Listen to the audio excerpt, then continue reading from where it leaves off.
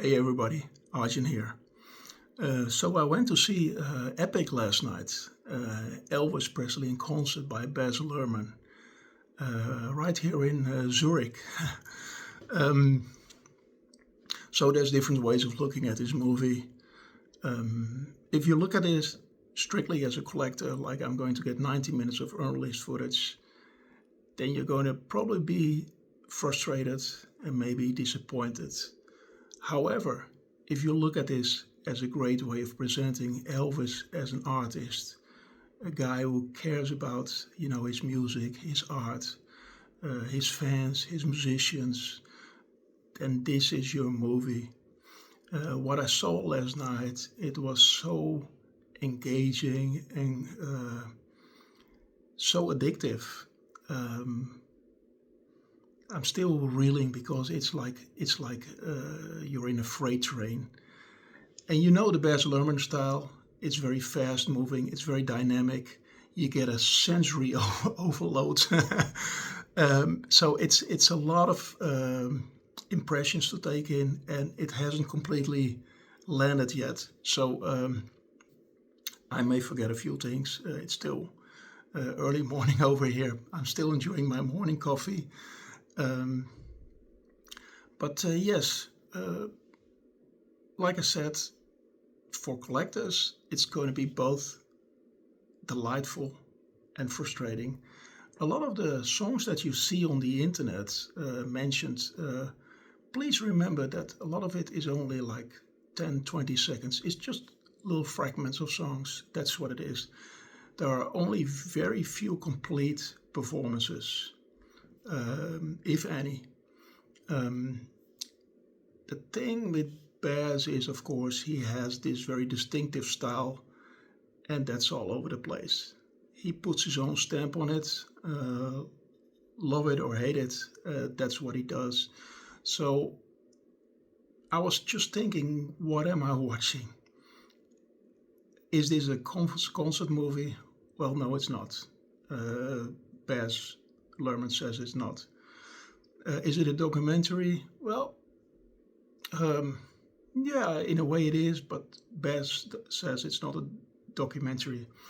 But as a basis, they used the 1972 interview that Elvis gave to the producers of Elvis on Tour, Edits and Abel. And it leads to basically what it is a series of sequences. Of course, it starts, with an American trilogy, and then into, the early days, the early part of his career, the movie years, and that's where the sequence that is used very effectively is with Edge of Reality, Charo, and so on, where it says that he got fed up of doing the movies. That's very effective. And then it leads to the Elvis on Tour, and that's the way it is footage. And it's basically mixed. But the way the interviews are used also, New York 1972, Houston 1970, sorry. It's very smart, very engaging. You walk away with with a pretty good idea of what it was like to work with Elvis as a musician, as a performer. You get the impression, you see a lot of intelligence in his comments, a lot of reflection, how he approaches the show, and then you see Baz Luhrmann, responding to that and showing it with examples. It's very cleverly done. Um, an example is Burning Love, where you can see Elvis, talking about doing the song. You see him in rehearsal situations, doing it for the first time in concerts. But that's also leads straight to the first frustration. And the version they use is the Royal Philharmonic Orchestra version. I was a little taken aback by that. I'm not sure what to think of it. But does it work? On its own terms, yes, it does work. The footage is very engaging, it's very dynamic, and you get to see Elvis talking about not being able to end the song, and then you actually see it in the movie. So, and this is what I tried to say earlier. If you're looking at this as a collector, you're going to be frustrated in parts because, yes, that rare footage that you want is there, but it's not necessarily presented the way you hoped it would be. Baz, takes a lot of freedoms, and take it or leave it. That's pretty much how it is. Another example is in the Ghetto. They used the concert footage from August 1970, but then what you hear is the studio version, and not only that, but there's overdubs on that, fresh overdubs. Whether it works, I haven't made up my mind yet. For us, I think a lot of us Elvis fans that have seen this footage for years and are happy about seeing it in this quality. It's a bit odd that it's being manipulated to this extent, but that's his style, and he's known for that. And that's why I said in the beginning, look at this as an engaging insight into Elvis as an artist, as a performer, as a human being who cares about his surroundings, cares about his family.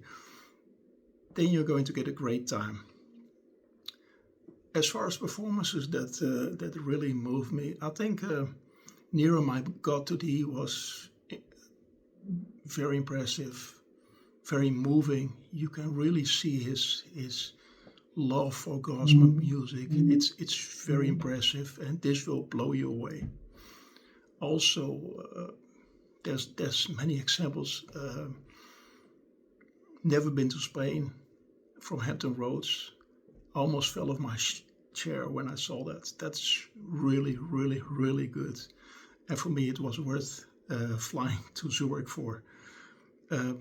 There's Little Sister Get Back is framed really well in the movie from August 13, 1970. The way it's presented, the camera angles, also the framing, it really works. There are some overdubs, I believe, but it's not done in an intrusive way, and it rocks like crazy. It's one of the highlights of the movie. So, there's a lot to think about. Like I said, these are just my first impressions. I may have some more later.